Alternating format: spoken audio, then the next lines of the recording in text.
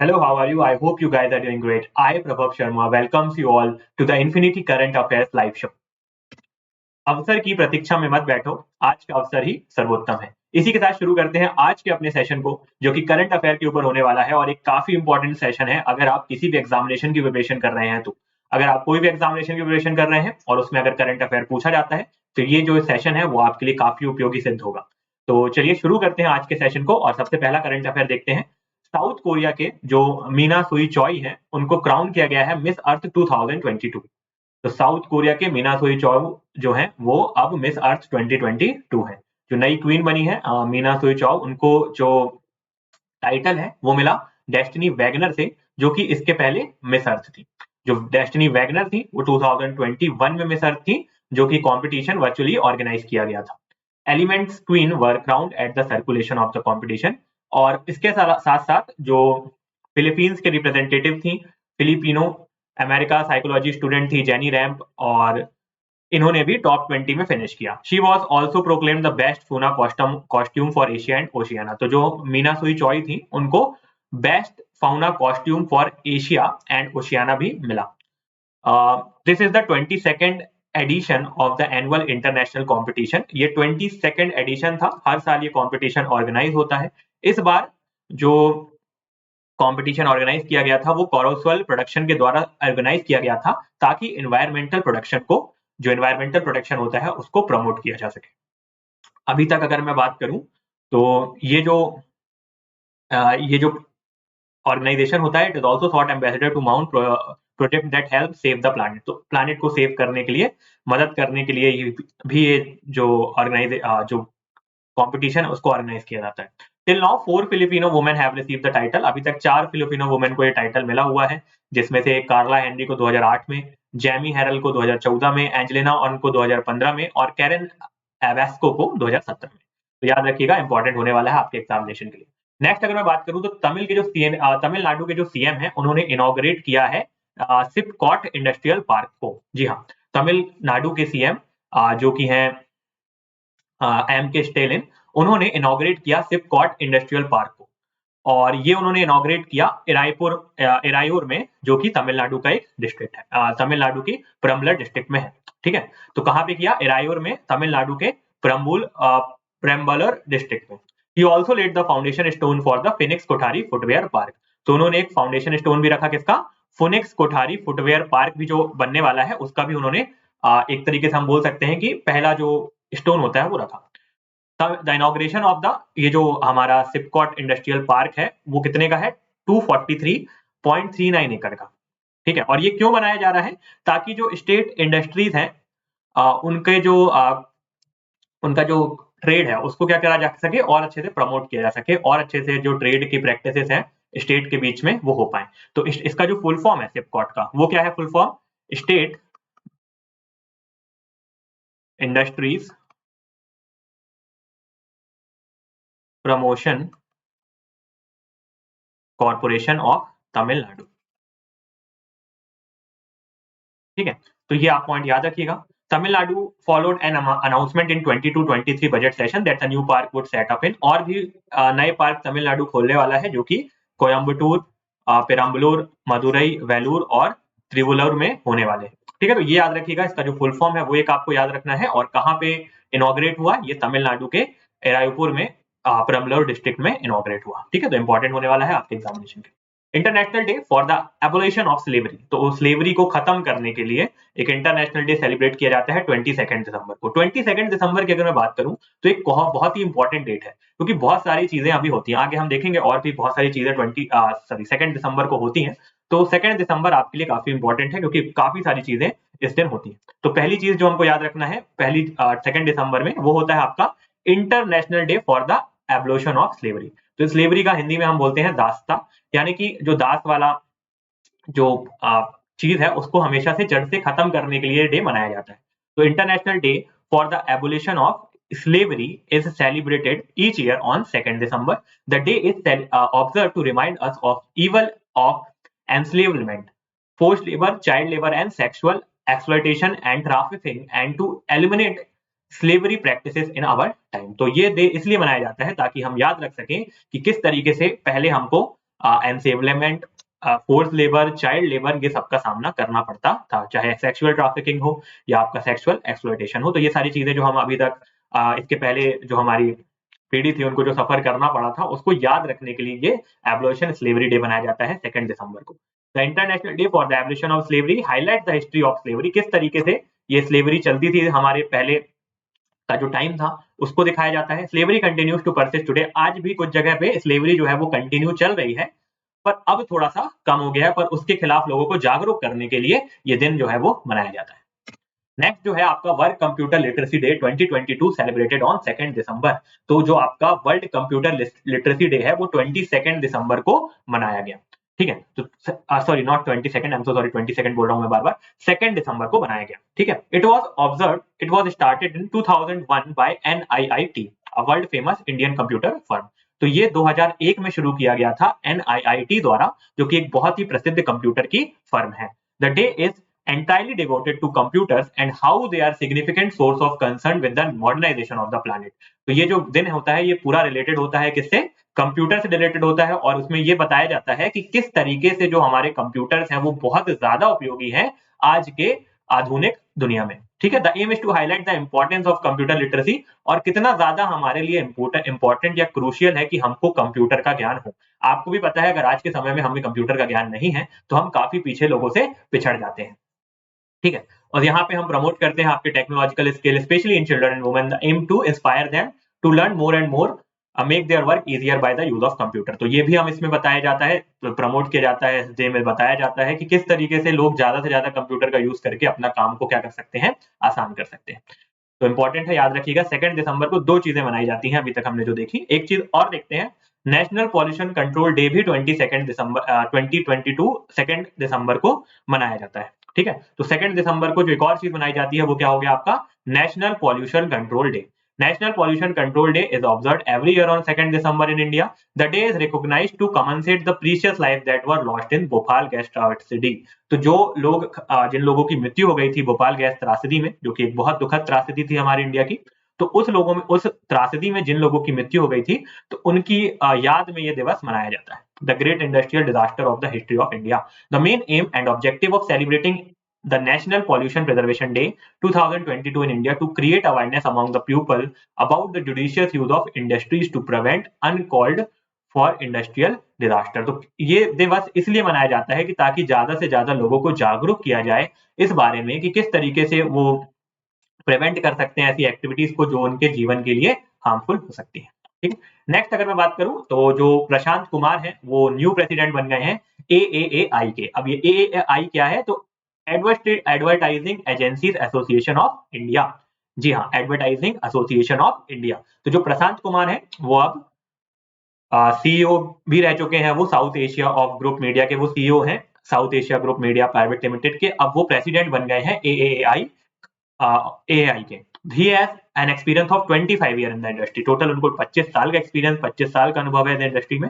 Before joining group M he held position at Pepsi. तो group M को join करने के पहले वो पेप्सी में थे, फिर हिंदू में थे, देन मीडिया एज में थे, मैकम एरिक्सन में थे। तो he has served as AIA vice president.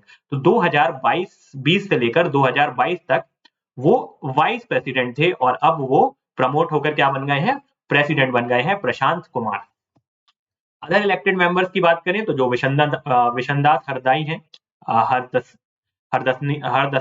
हरदासनी है जो, वो matrix publicities and media India limited private के वो भी इलेक्टेड हुए हैं। कुणाल ललानी हो गए आपके, रोहन मेहता, चंद्रमौली मुथु मैत्री, श्रीधर रामासुब्रमण्यम और शशिधर सिन्हा, के श्रीनिवास और साथ ही साथ विवेक श्रीवास्तव। तो ये सारे भी अब जो हैं वो बोर्ड मेंबर्स हो गए हैं AAAI के।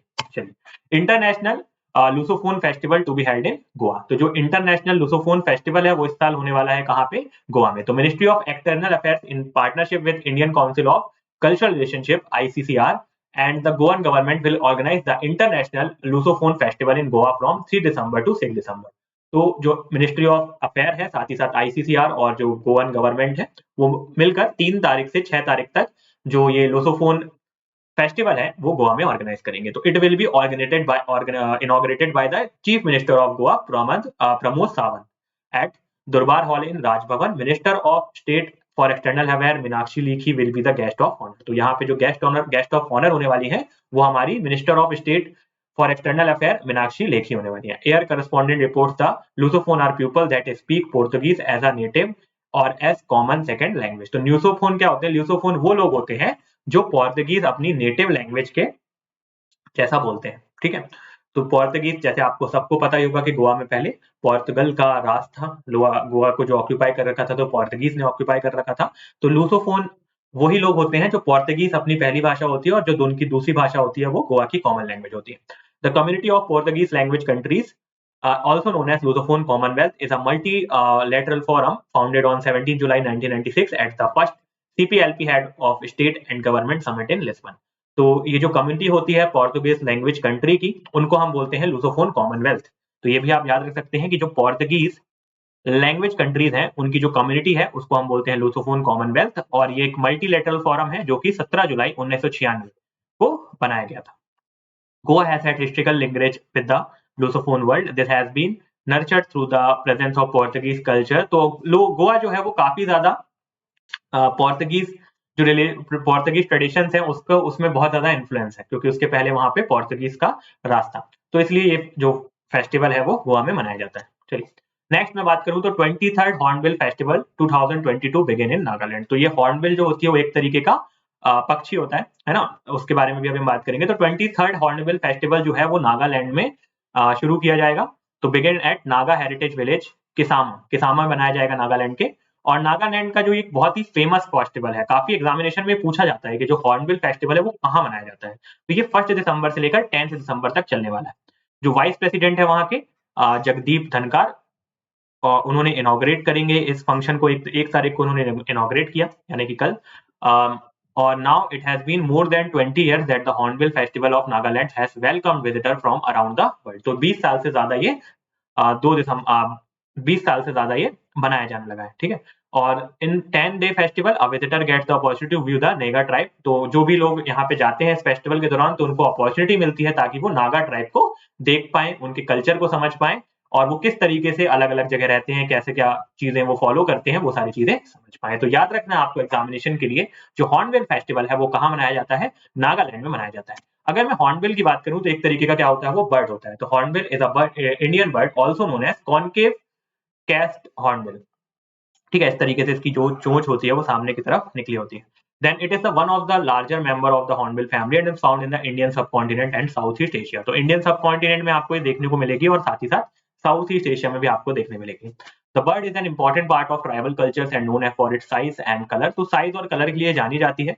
और Indian hornbill is a cultural icon of Naga people. तो जो नागालैंड के लोग होते हैं जिनको हम नागा पीपल बोलते हैं, उनका एक ये कल्चरल आइकन है and the part of folklore of most tribes. कुछ अगर अदर फेस्टिवल्स की बात करें जो नागालैंड में मनाए जाते हैं तो वो आपका मॉत्सू फेस्टिवल, नगाड़ा फेस्टिवल, मोन्यू फेस्टिवल और पोलेंग फेस्टिवल, ये सारे फेस्टिवल भी नागालैंड में मनाए जाते हैं।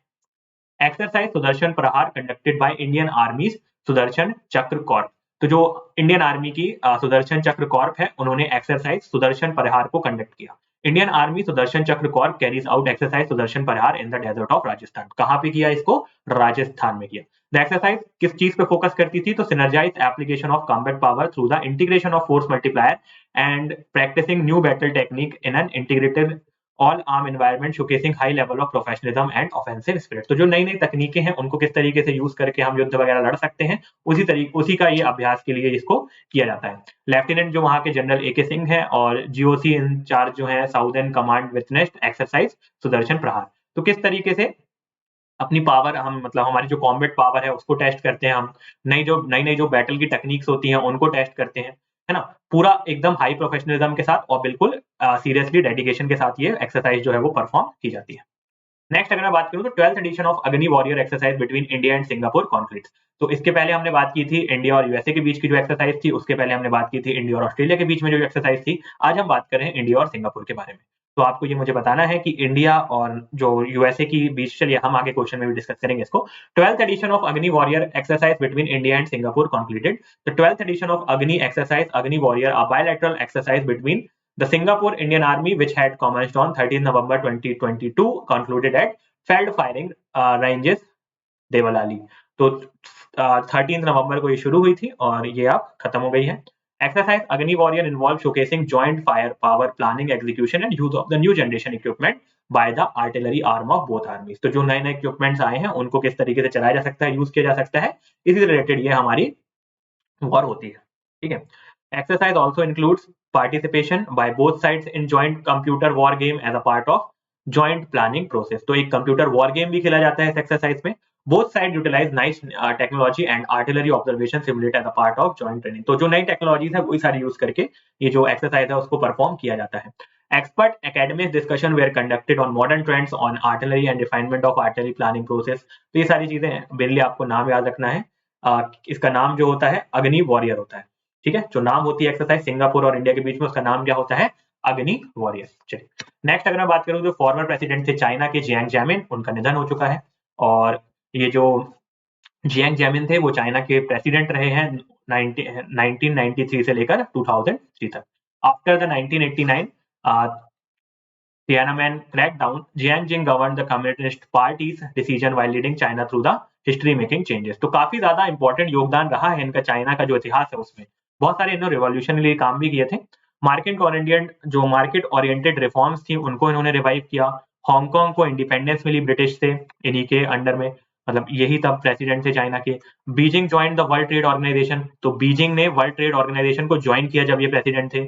ठीक है, 2001 में। He help pulling in foreign investment after China join the WTO। तो फॉरेन इन्वेस्टमेंट भी लेकर आए। और ये हेड ऑफ कम्युनिस्ट पार्टी थे 1989 से 2002 तक। ठीक है। He served as the president of China from 1993 to 2003, has also served the chairman of the Central Military Commission from 1989 to 2004. In 2002, Jiang resigned as General Secretary of the CCP, जो communist party थी उसको resign कर दिया था उन्होंने 2002 में। और stepped down as president after serving the maximum 2 5-year term. Hu Jintao succeeded him to both positions. Jiang Zemin remained in charge of the Central Military Commission until stepped down in favor of Hu Jintao in 2004। ठीक है, तो उनका निधन हो गया, ये बस important है जो आपको याद रखना है। चलिए, तो आज के सेशन के लिए इतना ही करंट अफेयर था। कुछ क्वेश्चन सॉल्व करते हैं ताकि हमें ये समझ में आ जाए कि जो जो चीजें हमने देखी हैं वो हमें याद हुई है कि नहीं हुई है।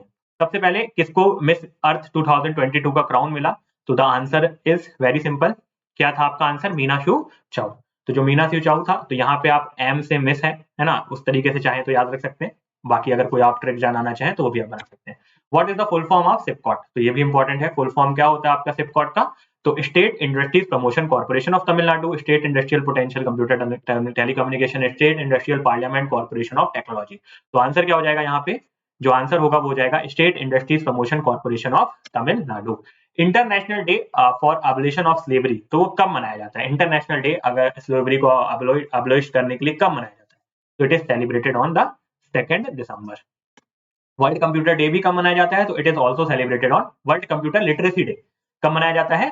2 दिसंबर को ही ये भी मनाया जाता है। और एनपीसी डे 2022, एनपीसी क्या था आपका? नेशनल पॉल्यूशन कंट्रोल, ये भी आपका 2 दिसंबर को मनाया जाता है। ठीक है। इंटरनेशनल लूसोफोन फेस्टिवल जो कि पोर्तुगीज स्पीकिंग पीपल के लिए होता है, कहाँ पे हेल्ड किया जाता है? गोवा में हेल्ड किया जाता है। ठीक है। हॉर्नबिल फेस्टिवल कहाँ पे ऑर्गेनाइज किया जाता है? तो हॉर्नबिल फेस्टिवल जो कि काफी इंपॉर्टेंट फेस्टिवल है, कहाँ का? आसाम, मिजोरम, नागालैंड, त्रिपुरा। तो आंसर क्या हो जाएगा आपका? Nagaland. Which former president of China passes away? तो कौन से फॉर्मर प्रेसिडेंट है जो पास हो गए हैं? तो वो थे आपके जियांग जेमिन। 2 क्वेश्चन आपके लिए जो आपको बताना है। जो एक्सरसाइज होती है बिटवीन इंडिया एंड सिंगापुर, उसका क्या नाम है ये आपको कमेंट करके बताना है। सेकंड, जो वॉर होती है, वॉर एक्सरसाइज होती है बिटवीन इंडिया एंड यूएसए, उसका क्या क्या नाम होता है वो आपको कमेंट करके बताना है। तो ये 2 क्वेश्चन है जो आपको मुझे कमेंट करके बताना है और काफी इंपॉर्टेंट होने वाले हैं ये भी आपके एग्जामिनेशन के लिए। बाकी इस सेशन के लिए इतना ही। उम्मीद करता हूँ जो सेशन है आपको पसंद आया होगा और करंट अफेयर के जो सेशन है आप रोज हमारे साथ जुड़ रहे होंगे। अगर हम रोज सुबह 6 बजे ये सेशन लेकर आते हैं और आप चाहें तो रोज इस सेशन को जोड़ सकते हैं और आपकी एग्जामिनेशन की बहुत अच्छे से प्रिपरेशन कर सकते हैं। तो अगर इसके पहले के सेशन आपने नहीं देखे तो you can watch that section under the playlist. आप प्लेलिस्ट में वो सेशंस भी देख सकते हैं। और इस सेशन के लिए इतना ही। Thank you so much for the time. All the best, have a great day, keep smiling and stay motivated.